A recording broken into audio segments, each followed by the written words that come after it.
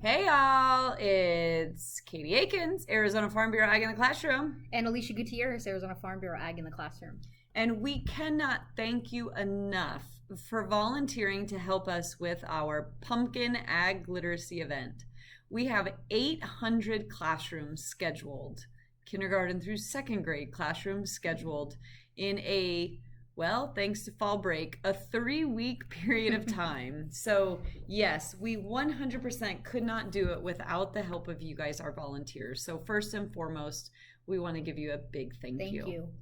Now, we really want to make sure you guys are as prepared as possible and hopefully have as little questions as possible by the time that we're done. But if you do have any questions, just reach out to us, okay?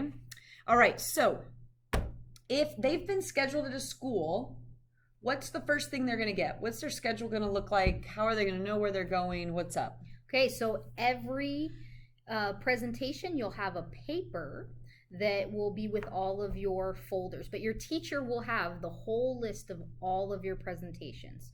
So the high school teacher will get an email and it'll be a PDF so you guys can print it out for the students. And then we'll also have a paper copy printed out with the envelope so that you know where all your presentations are going to be. And essentially that piece of paper is going to tell you the school name and the date and the time. So you're going to have the teachers' names listed. And another very important piece of information that's going to be on that sheet is how many students are in that class. Now, the reason why we bring up the paper and why that's important is because when you have that paper, if it says you are going to Smith Elementary and there's 5 teachers, you want to make sure that you have 5 envelopes that say Smith Elementary and that the teacher's name on the envelope matches what's on the schedule and the number of students is correct. Now, why is it important that the number of students is written on here? Why do we care about the number of students? Because every classroom might have a different number. So we want to make sure that you have the right amount of supplies. So if you go to a classroom and it has 30 kids in it, when we create these, we usually make them with 27. So you want to make sure that you have enough pipe cleaners, beads, everything for every kid. You don't want to go to a classroom and then one of the kids doesn't get to make the craft. That's not very fun. And it won't be fun for you either to tell them that there's no more left. So that's going to be super duper important. When you guys have your envelopes, first thing that you want to do is go through and make sure all the supplies are there, okay? So this particular envelope, it is for a classroom of 27. So what we're going to be looking for is 27 pipe cleaners. Maybe straighten these out a little bit if you can. We're sorry, when we were sorting and storing, they got a little bent. It's okay. The kids might go, oh my goodness, they're bent. They're going to be turning them into bracelets anyway, so it's all right. But let them know it's all right. And know that not every bundle is going to be blue and not every bundle is going to have all of the same color. Do not let the kids pick the color pipe cleaner they get. If you let one kid pick the color, they're all going to be yelling. It's just going to be chaotic. So you get what you get and you don't throw a fit. Just when the time comes, you're going to hand out those pipe cleaners. So you should have the number of pipe cleaners that you need for the class. You should also have, oh my gosh, 9 different color beads. Count them 9. And we'll go through all the colors and it's also listed on your script what the colors are. And then you will also have the Pumpkin Jack book because that is the story. All right. You're going to see this as a donated by sticker.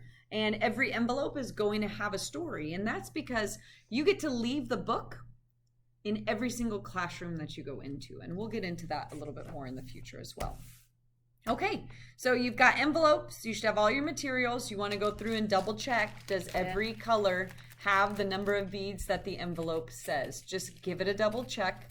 We also provided a extras bag to your teacher just in case something is missing, but you want to make sure you know that ahead of time. All right, so now that they have the teacher materials, we need to make sure that you have your presenter materials as well. There is one piece of, or one material tool that you're going to need when you're giving the presentation, and that is the life cycle of the pumpkin chain craft. So you all have been given all of the different pieces. Of course, we have seed and leaf and blossom and There we go. Baby pumpkin, and there should also be a yellow pumpkin in there. Go figure. Okay, we'll work our way through that. So you're going to have these just on pieces of paper. You're going to need to cut them out, and you're going to need to color them.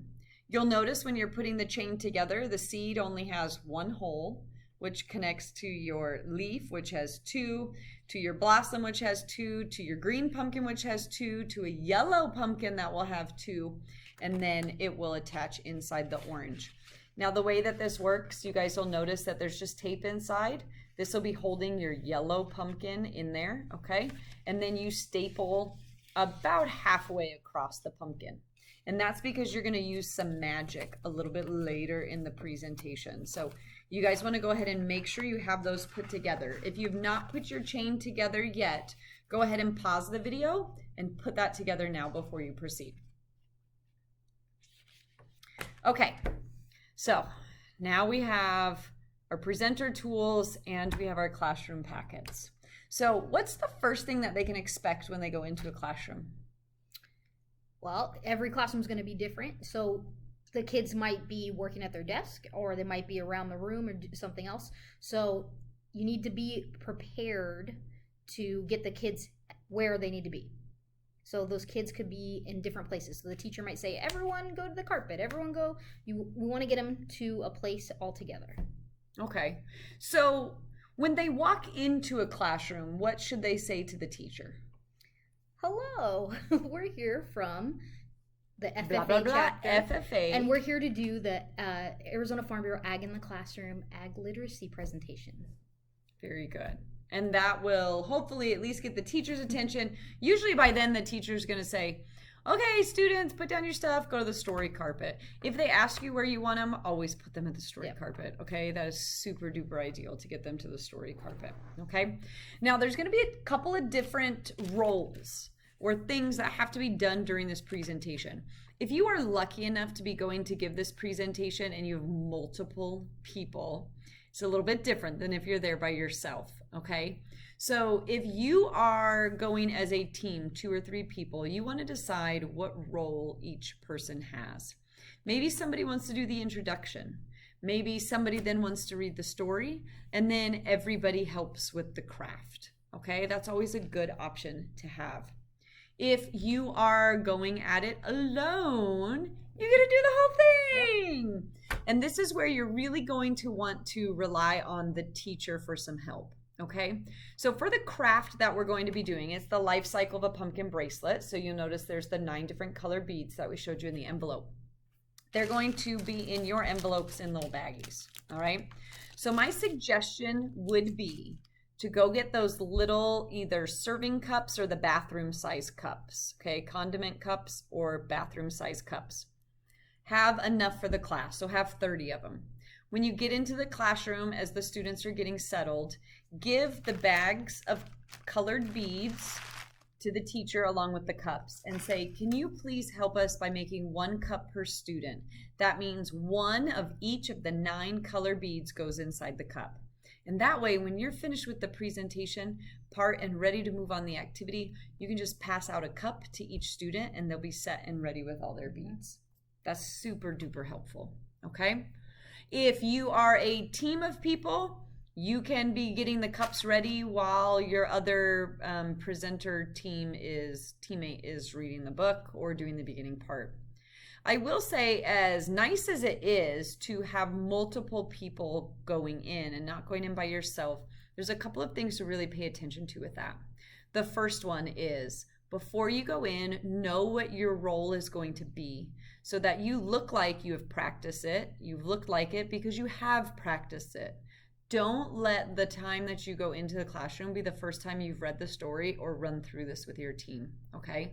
You have the script, you will have this video, you will be able to be well prepared. Please take the time because you are representing Arizona Farm Bureau Ag in the Classroom, right? So you want to be as prepared as possible.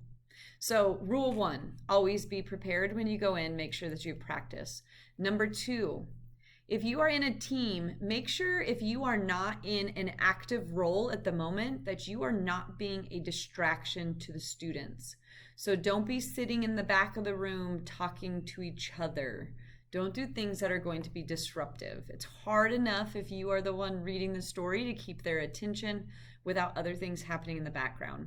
I know if I ever go in with a group, I actually just sit down in the back, crisscross applesauce on the carpet with the students and actively listen. And if a kid is misbehaving, I try and help my teammate with the discipline that's going on there.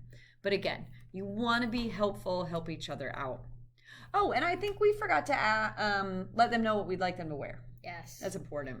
Okay, so you can go with if you're an FFA chapter, you can wear your official FFA dress that always looks nice. Or you can wear a chapter t-shirt that's nice, that is representing your chapter or wherever you're from. And make sure you're wearing appropriate clothing that doesn't have holes and rips. So we don't want jeans that are holy jeans that have tears and things like that. You want to look professional. You're representing us, but you're also representing your chapter or your organization, wherever you're helping from. So you want to look professional. And we recognize that you might be sitting crisscross applesauce on the carpet. So just keep that in mind when you are getting dressed for the day. We know it's hot, short shorts are popular, but what's showing when you're sitting crisscross applesauce in those short shorts, all right? So guys, leave the short shorts at home. Just kidding. Okay, so that stuff is kind of out of the way. So now let's actually get to what the presentation is going to look like. So we have entered the classroom and we've introduced ourselves to the teacher. Hi, I'm Katie Akins with blah, blah, blah, FFA, and I'm here to do the Ag in the Classroom pumpkin presentation. Okay, students are now gathered at the story carpet.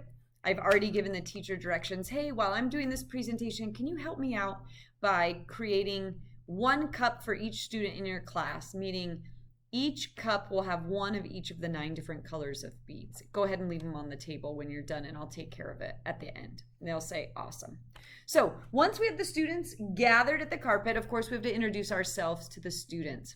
Now, something very important to remember when we're hanging out with 5, 6, and 7-year-olds, if you're not excited, they're not excited. Okay, so do you see? Yes, you know who we hang out with every day now. Okay, so make sure you are excited to be there, or they're not going to be excited. When you walk in the room, you're going to see, they're going to be like, who's that? Who's that person? They are going to be excited that there's new people in the room, and they are going to want to be your friends right away. So most of the times, if you walk in the classroom and they're very quiet, then that, you got to bring the energy to your presentation. That's right. So if I walk in, I'm seated at the story carpet. Usually there's a teacher's chair there. That's really nice. You can sit down in the teacher chair. You don't have to stand the whole time. So I usually just sit on down. I've hidden my little pumpkin chain and my book with me, and I'm wearing my bracelet. That's key. Don't draw attention to it. Just wear it so it's ready. Okay?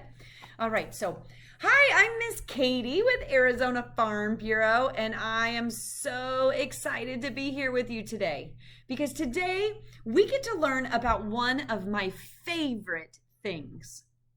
Now, I will tell you, it's kind of a big word, my favorite thing. So I'm going to see if you guys can say it. Can you guys say the word agriculture? Agriculture. And they'll all yell it with you. They're super duper good, right? And you'll go through the whole beginning of the script then, right? How many of you have heard the word agriculture? Not a lot of them are going to raise your hand. So when you hear the word agriculture, we want you to think of farmers and ranchers. Continue on through the intro to that script. If you need help with that, we do have a virtual presentation available online. So you can watch us as if we are giving the presentation to the students. So that is a really good tool to watch maybe a couple of times before you go in. All right. So you're going to go through the whole first part of the script and then some tips when it's time to read the story, Pumpkin Jack. Now, how many of you are super excited to hear me read a book like this? When Tim carved his first pumpkin, it was fierce and funny and just perfect. A jack-o'-lantern this good deserved a name, so Tim gave it one, Jack. No. And what are they going to be yelling at me, Miss Alicia? I can't see the pictures. I can't see. So, a couple of things, okay? You need to read this book a couple of times, and you need to be able to read it holding out to the side. Bye, Miss Alicia. Okay, so you're going to hold it out to the side here so that everybody in front of you can see the picture while you're reading. and read with some excitement, okay? When Tim carved his first pumpkin, it was fierce and funny and just perfect. A jack-o'-lantern this good deserved a name, so Tim gave it one. Jack. What did he name his pumpkin? They'll all yell Jack. So do you see how at the end you kind of ask them a question to keep them engaged in the story itself, okay? And helping them follow along. And I try to take the book and kind of move it around depending on the class so that everyone can see, because they'll tell you if they cannot see. And you'll notice we read these books a lot. So I was able to, because I was very familiar with this book, take a couple of sentences, know what they were, and I was able to look at the students while I was reading the story as well. We know that you might not memorize the book by time 2 like we do. We do this about 500 times. But go on and go forth, okay?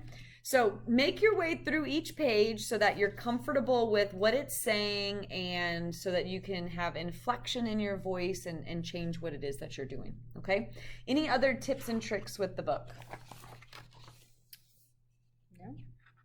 That's just pretty much as it. long as they can see the pictures and Super you're important. reading loud and making sure that you're projecting your voice and you're doing it with fun and excitement, yeah. And read through the book so you know those parts where you want to be really like scary or happy or in your voice. They want to hear that. Yeah.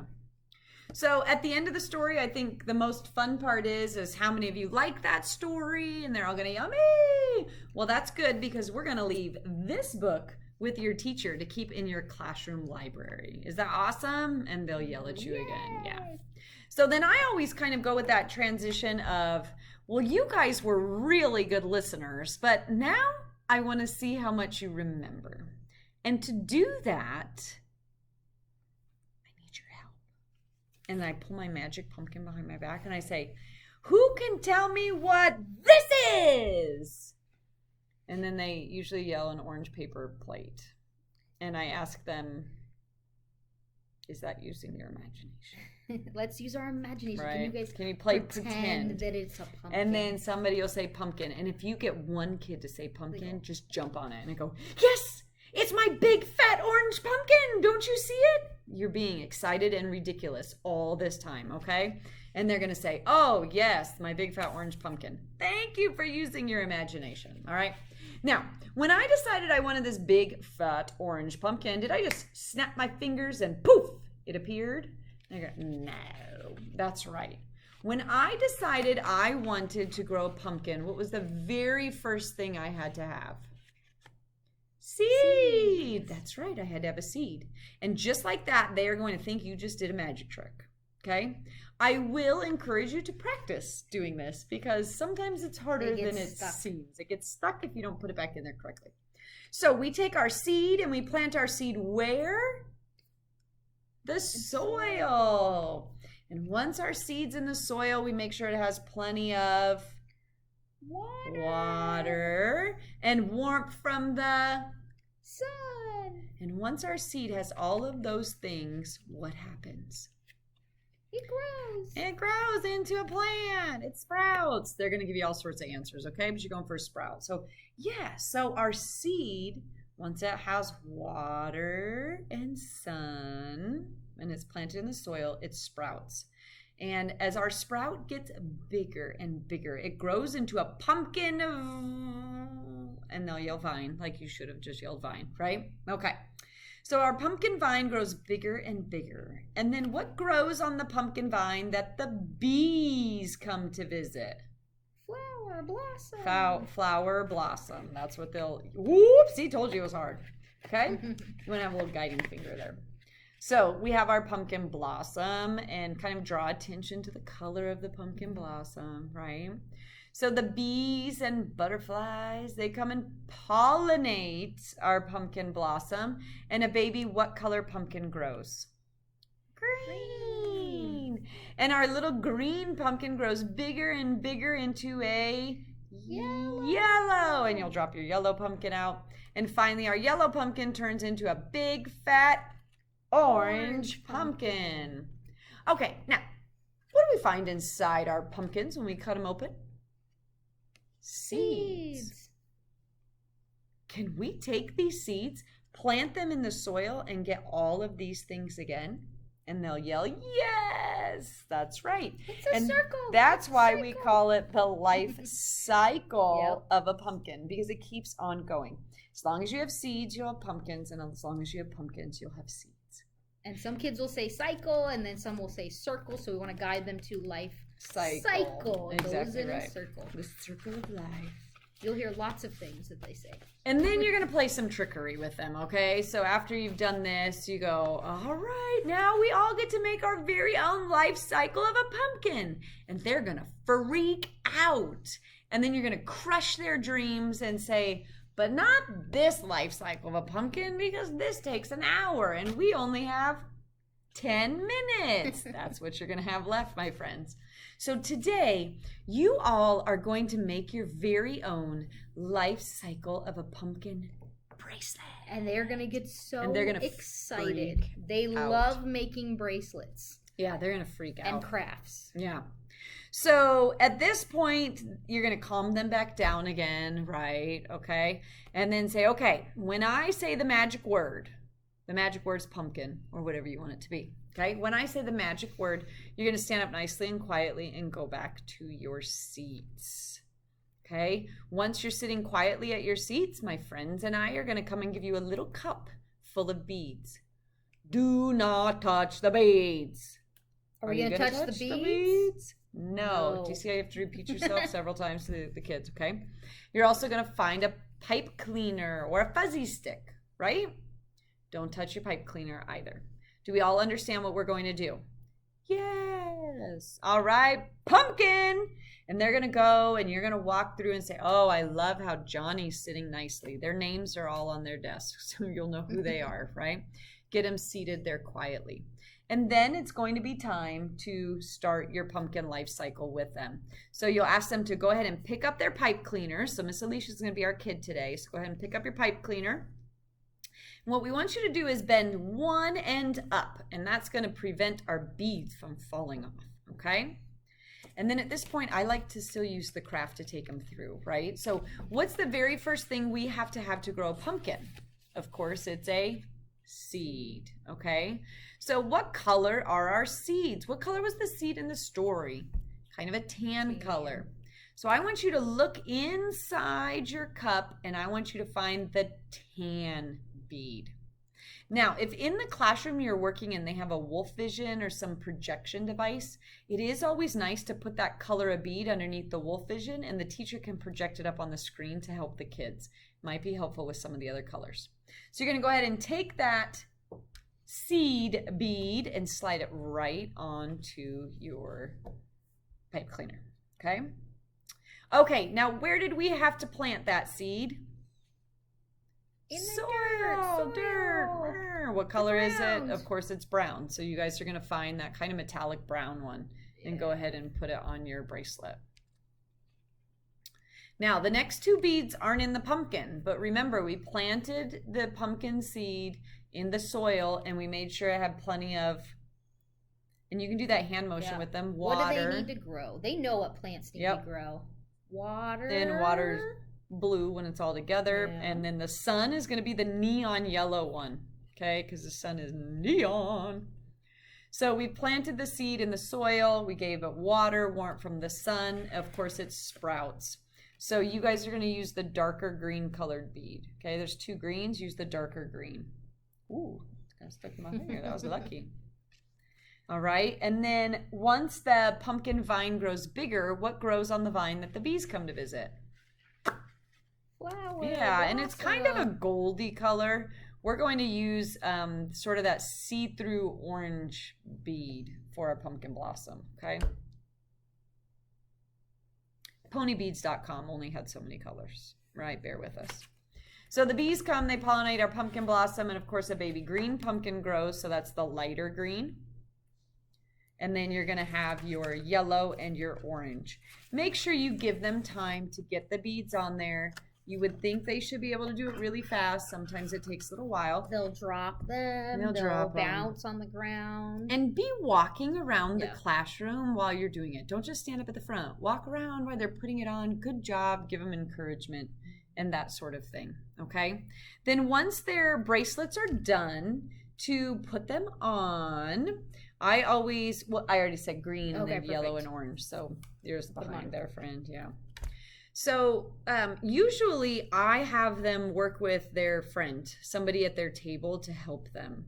So we would just show them. So work with a friend. You're going to put it around your wrist and you're going to twist it just like on like a bread bag or something.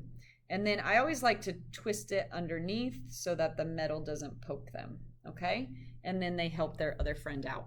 Yep. It'll probably take 2 or 3 minutes for all the kids to get their bracelets on, and that's totally okay. You should have plenty of time. Depending on how long the presentation takes you, if you get to the end and you find you have a minute or 2 left at the end, once their bracelet's on, I always do a review, right? And say, so what did we learn about today?